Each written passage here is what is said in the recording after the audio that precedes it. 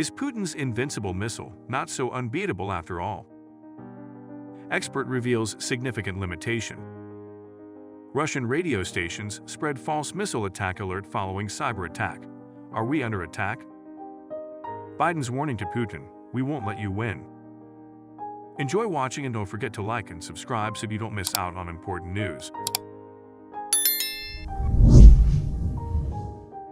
An expert has claimed that a Russian missile touted by President Vladimir Putin as invincible has significant limitations.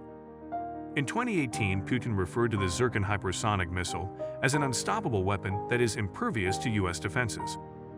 Russian officials also stated that the 3M-22 Zircon can reach Mach 9 or approximately 6,000 miles per hour, making it extremely challenging to intercept using current anti-missile systems. However, Siddharth Kaushal, a naval warfare specialist at the British think tank Royal United Services Institute, has argued that Putin's potent missile has a significant drawback in that it cannot both attain high velocity and strike a moving target. According to Kaushal, the deployment of the Zircon is an important step, but its significance should not be overemphasized. He added that the missile's deployment would do little to shift Russia's immediate prospects in its ongoing conflict. Furthermore, he noted that the ships carrying the missile cannot be redeployed to the theater of war near Ukraine through the Bosporus. Even if they could, there are few targets within Ukraine's civil infrastructure that would justify the use of a limited number of expensive missiles. Kaushal explained that missiles traveling at hypersonic speeds of Mach 5 and above ionize the air around them, producing plasma layers that obstruct radar signals. However, the missiles require active radar seekers to guide them to their targets. This implies that Russia's Zircon missiles would need to decelerate to supersonic speed to utilize its radar when targeting moving objects like ships. Supersonic missiles can be intercepted and brought down by shipboard defenses. Kaushal added that because the missile's plasma layer prevents the use of active radar and other onboard sensors to track a target vessel in the terminal phase, the missile likely has to slow down to well short of hypersonic speeds to track mobile targets. Aside from its speed limitation, the Zircon missile, when launched, must remain at an altitude of about 12 miles until it is relatively near its target, making it more visible to radars. Nevertheless, Kaushal cautioned against underestimating the capabilities of the Zircon hypersonic missiles, claiming that in some cases, targets would likely only detect the missile when it gets within 15 miles, giving destroyers approximately 15 seconds to respond. Last month, Putin boasted that the frigate Admiral Gorshkov, armed with advanced hypersonic missiles, had been deployed on a voyage from the Atlantic Ocean to the Mediterranean Sea and eventually into the Indian Ocean. Russian state media TSS reported that this would be the missile's first deployment in a potential combat scenario. The Emergency Situations Ministry of Russia has reported that certain areas' commercial radio stations disseminated false news of an air raid warning and a potential missile strike on Wednesday. This followed an alleged cyber attack on their servers, though the source of the breach remains unknown. Reports of the fabricated alert rapidly circulated across social media during the morning of Wednesday. The ministry addressed the issue via a statement on Telegram, stating that due to a hacker attack on several commercial radio stations, servers in some parts of the country, a message was broadcast on air concerning a supposed air raid warning and a missile attack threat. They added that the information is fake and urged the public to seek official sources for credible information.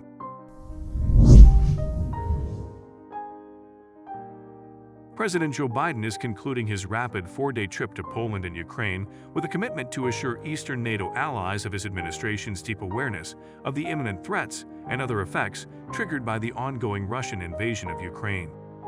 Prior to departing from Warsaw on Wednesday, Biden will engage in discussions with leaders from the Bucharest Nine, a coalition of nations on the most eastern parts of the NATO alliance that united in response to Russian President Vladimir Putin's annexation of Crimea from Ukraine in 2014. As the war in Ukraine continues, the Bucharest Nine countries remain highly concerned, with many worrying that Putin may take military action against them next if he succeeds in Ukraine.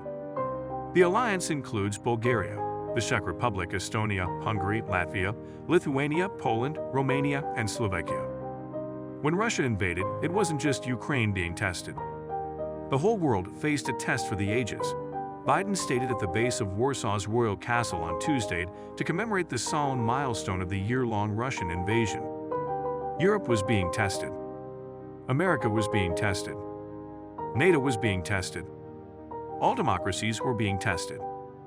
On Tuesday in Warsaw, Biden met with Moldovan President Maya Sandu, who last week claimed that Moscow was behind a plan to overthrow her country's government using external saboteurs. Located between Ukraine and Romania and one of Europe's poorest nations, the Eastern European country has had historical ties to Russia, but wants to join the 27-member European Union. In his remarks, Biden supported Moldova's effort to join the EU. "With you and the freedom-loving people of Moldova, I am proud to stand," Biden said of Sandu and her country in his Tuesday address. Since Russia invaded Ukraine almost a year ago, Moldova, a former Soviet republic with a population of approximately 2.6 million people, has sought to develop closer relationships with its Western partners. Last June, it was awarded EU candidate status, the same day as Ukraine. Sandu spoke out last week about a Russian plan to overthrow the constitutional order. She made the comments after Ukrainian President Volodymyr Zelensky revealed that his country had intercepted plans by Russian secret services to demolish Moldova. Moldovan intelligence officials later confirmed these assertions. Biden's address on the Ukraine war came one day after he made an unexpected visit to Kyiv, a grand gesture of solidarity with Ukraine. The speech was both an affirmation of Europe's part in aiding Ukraine in repelling Russia's continuing invasion of Ukraine and a sharply worded warning to Putin that the United States will not allow Moscow to defeat Ukraine. Over the previous year, the White House has praised several eastern flank countries, including Lithuania, Poland, and Romania, for increasing their efforts to support Ukraine with weapons and economic aid and to take in refugees.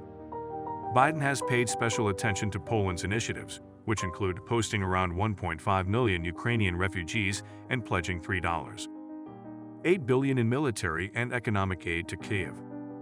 The truth of the matter is, the United States needs Poland and NATO as much as NATO needs the United States, Biden said during talks with Duda on Wednesday.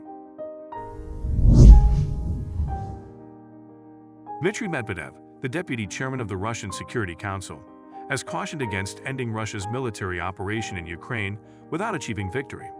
According to Russia Today, Medvedev shared on his official channel on the Telegram application that the American ruling establishment has made statements indicating that they will harm Russia in every way possible.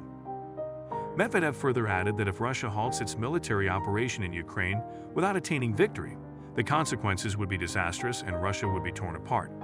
He emphasized that the war could end immediately if the United States of America stops providing weapons to the Kyiv regime.